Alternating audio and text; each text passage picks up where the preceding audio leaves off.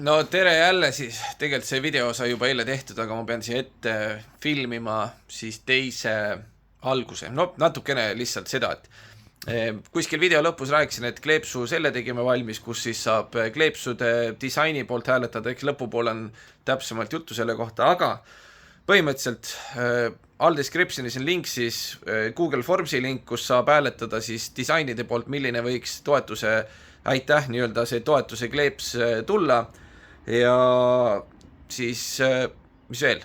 Ja siis on teine link seal all, kus on kodulehel siis need pildid olemas, sest pärast hääletust enam neid pilte ei näe, nii et siis kes näeb, mis on kõige rohkem hääli saanud, siis saab pärast minna kodulehele, vaadata sealt neid nüüd pilte või disaini järgi, mis on siis, mis juhib siis niimoodi, et saab mitu pilti valida, mis kõige rohkem meeldivad ja nii ongi selles mõttes, et minge hääletama.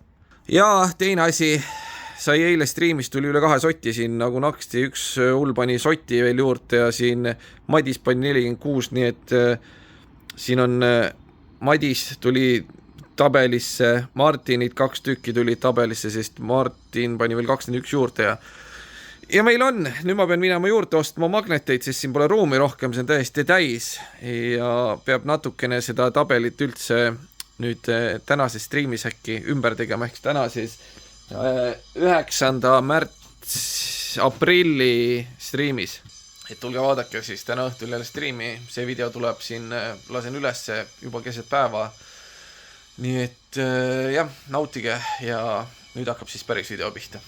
No tere jälle siis, räägime natuke töökoja teemadel ka, põhimõtteliselt täna on siis 8. mai, 8. aprill. Eile 7. käisime Pabloga töökojas, seal saime kokku siis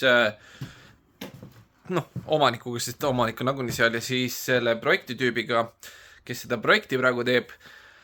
Täitsime seal paberid ära, vaatasime igast asju, jutustasime niisama, põhimõtteliselt mis seal teha on vaja töökojas, on siis väga kerged asjad.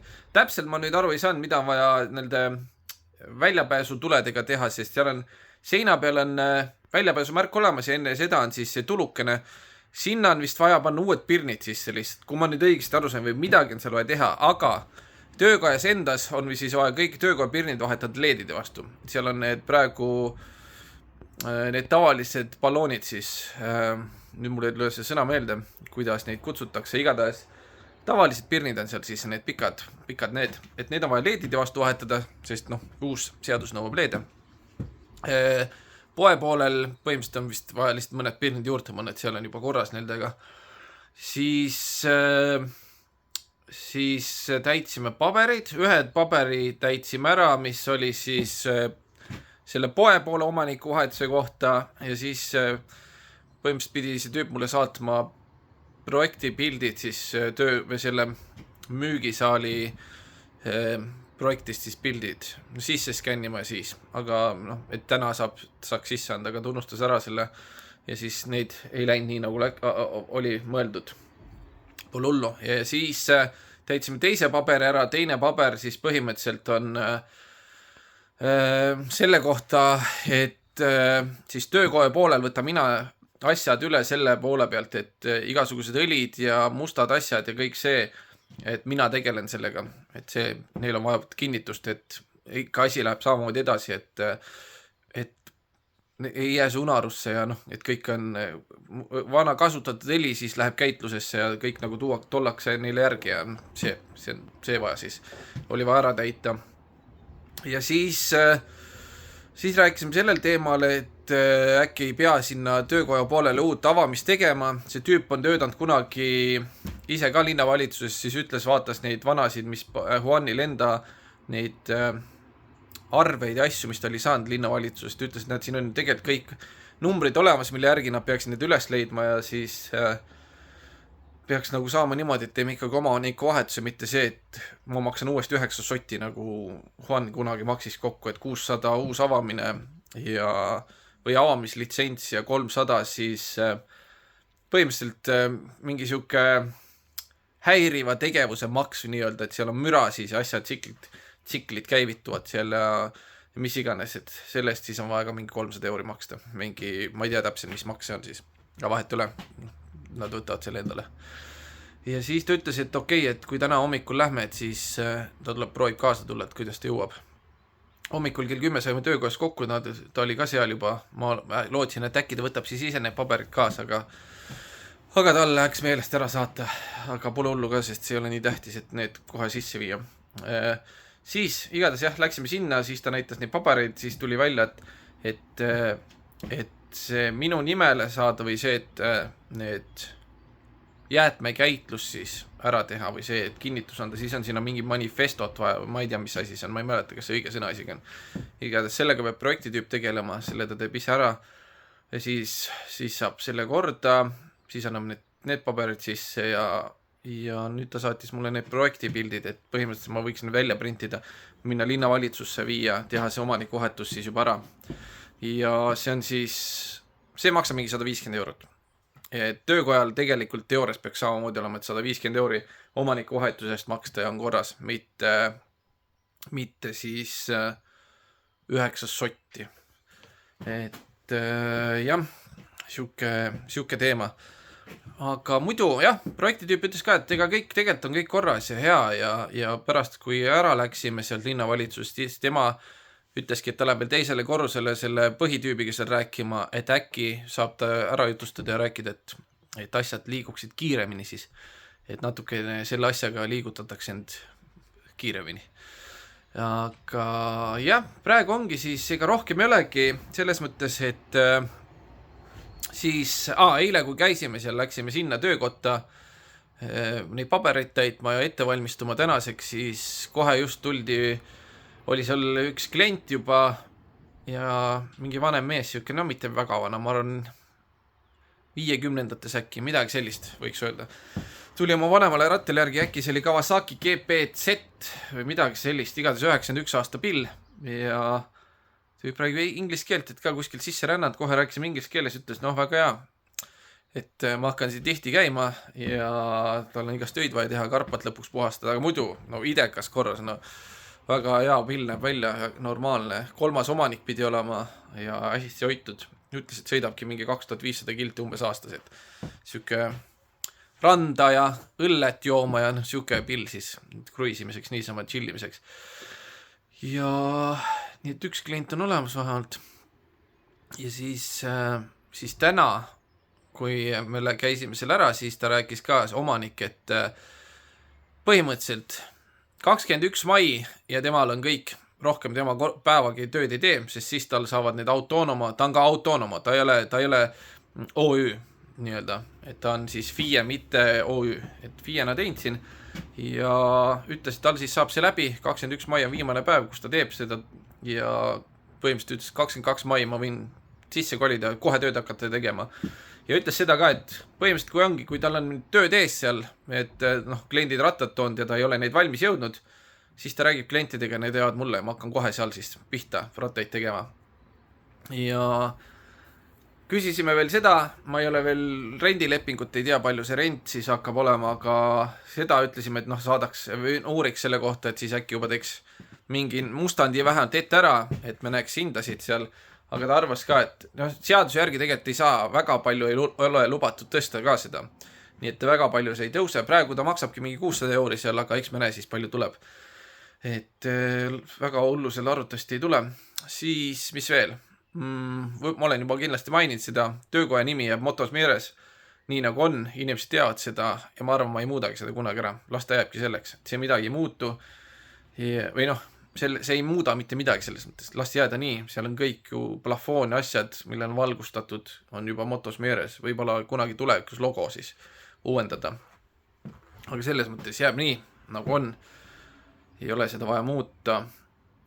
Siis küsis, kas telefoninumber jääb sama, telefoninumbri jätame samaks, lauatelefoni oma, ta ütles, et see on juba ennem seda, kui ta seal kohas oli tal see sama number, nii et las see jääb ka samaks, lauatelefoni juhul suva, et siis on alati kõik saavad sinna sama numbril helistada, sellega hästi, siis põhimõtteliselt ongi signaad, asjad, nagu ma olen rääkinud, mis ta, et signalisatsioon jääb siis ikka ja kõik siuksed asjad, et kui kindlustus peale tahab, siis on vaja signalisatsiooni nõutakse. Et praegu ta maksab siis 2 ruumi peale kokku vist 600 euri aastas, aastane maks. 2 korda aastas maksab, kui pooleks siis iga 6 kuu tagant. 300 €. Et siis see ja sellega pidi kerge olema. Lihtsalt kui me tahame sama selle firma kindlustust jätta, siis lihtsalt ütleme, see tüüp tuleb sinna, esindaja allkirjastame ära korras. Elektri, jah, kõik asjad, et ega ei olegi rohkem midagi rääkida, selles mõttes, et nii on, et asjad liiguvad, põhimõtteliselt praegu ongi see, et ma ei pea seda litsentsi saama, ma võin seal kohe tööle hakata, ma võin seda litsentsi ootama jääda, et praegu on ainult paberimajandus, põhimõtteliselt võiks öelda, ma ei saa nüüd 100% öelda, ainult kõik kindel on, aga kõik peaks kindel olema, et ei tohiks mingeid probleeme tulla, see projekti tüüp ise ka, ta teab linnapead, ta oli linnapeale helistanud, rääkinud linnapeaga, see ütles, kõik on korras, pole probleemi, saab avada. Ja selles mõttes lihtsalt ongi jah, projekt kaasajastada, mis seal ei olegi väga palju teha, lihtsalt pirnid ära vahetada, siis äkki midagi projektis muuta, aga ülejäänud kõik on super. Nüüd on lihtsalt vaja viimased pingutused teha kõvasti siin veel selle 1,5 kuuga, millal iganes me selle viimase maksu või ära maksame, et ma arvan, 6 aega on kindlalt aega veel, kuna 21 mai siis, ma ei tea millal, kuidas see maksmine siin käib, et see vist läbi notari ei käigi, see käib läbi Estoria. Estoria on siuke inimene, kes on mingi asjaajaja siin põhimõtteliselt, Eestis siukseid tüüpe pole, et Hispaanias on. Siin ju paljudes tanklates on tankijad ka, kes tulevad ja tangivad sul auto täis, Eestis neid ei ole, siin on vaja. Jah, nii on praegu selline teema siis, et asjad liiguvad, kõik on mõnus ja saab töökoja siin varsti. Vähem kui 2 kuu pärast võiks juba öelda, et ma olen seal töötamas. Aga lõppu vaatame summad ka veel üle, 4866 € on koos praegu. Siia on päris palju inimesi juurde tulnud. Ma tean, kes see on. Kaarel on 1 sendi kaugusel siia tabelis saamas, ta on 99,99 € koos. Et meil on päris palju inimesi, kes on 100 või rohkem kannud juba. Motoraiko saatis, kus ta on, saatis juba esimesena endal selle ülihea portreepildiga ära, natuke tuunitud pilt, siuke, ma ei saanudki aru, kas see on photoshopitud AI või siis oli tal lihtsalt pandud sinna vuntsid ja parukas pähe, aga väga hea pilt, ma olen täiega rahul sellega, et võib siukseid pilte ongi sinna vaja saada, mis on naljakad pildid ja kus need siis ongi, kõik, kes 100 € või rohkem kannavad, saavad enda kuldses raamis portree pildi töökoja seinale, et siuke plaan on. Ja siis täna AI-ga, ChatGPT-ga õde kirjutas, ütles, et võiks hakata mingit asja juba tegema, kleepse asju ja siis põhimõtteliselt hakkab see teema ka pihta, et vaatasime mingit ChatGPT-ga mingid kujundused välja. Nüüd täna streamis proovibki äkki mingi hääletuse teha, võib-olla teeme siia ka hääletuse. Igatahes, kui hääletus veel selle video ajaks käib, võib-olla ma saan selle hästi ruttu välja, siis ma panen hääletuse lingi, ma ei tea, kuidas ma seda hääletust teen, on mul descriptionis olemas, mingi hääletage siis, kui see käib veel. Et sealt saab vaadata siis logosid, mis ChatGPT tegi, aga põhimõtteliselt need ei ole logod, mis lõpuks tulevad, sealt valime logo kujunduse välja, milline ta võiks olla ja siis mul õde hakkab tegema, et joonistab siis nullist seda, et muudab seal detaile, värvid võib-olla natuke muutuvad ja siuksed asjad, et oleneb, milline pilt valitakse ja aga jah, et teeb käsitsi siis nullist selle pildi järgi, siis saab nagu parema kvaliteediga, saab mingeid asju muuta seal, sest mõnedel ongi mingid imelikud taustad või mis iganes, et saab nagu korrektseks, ilusaks, heaks. Et ja ei tule, arvatavasti ei tule ring, vaid tuleb ristkülik, kas püsti või külili, nii et siuksed kleepsud ja mingi aeg, ma arvan, me teeme selle Karpameedic Gängi särgid, tahaks kõikegi ära teha, et mis kunagi algusaegades streamis saadeti ChatGPT pilt, aga õde joonistab jälle täiesti, teeb nii-öelda, paneb selle taustaks ja joonistab kõik üle, et saaks normaalse kvaliteediga ja teeb seal mingid muudatused, et oleks rohkem nagu päris. Et siis saab mingid särgid ka tehtud ja vaatame, mis nendega äkki ongi nii-öelda esimene merch kunagi siis, et mis tehtud siin on, saab natuke müüa äkki. Aga praegu ei ole kõik, jutt tuli palju pikem kui ma arvasin, sest et ma mõtlesin, ma teen selle lihtsalt sissejuhatusvideoks uuele videole, aga tuleb eraldiseisev video. Praegu rohkem midagi ei ole, asjad töötavad, aeg läheb tegelikult päris kiiresti. 1,5 kuu pärast võiks juba midagi täitsa päris asja käia. Praegu on hästi, hakkame tööle ja vaatame, mis saama hakkab. Aga davai, kõik, kelle võimalus, tehke donasid, enam kaua aega ei ole jäänud, aga korras. Aitäh, kes on donanud, kes vaatavad, kõik super on. Davai, tšau siis!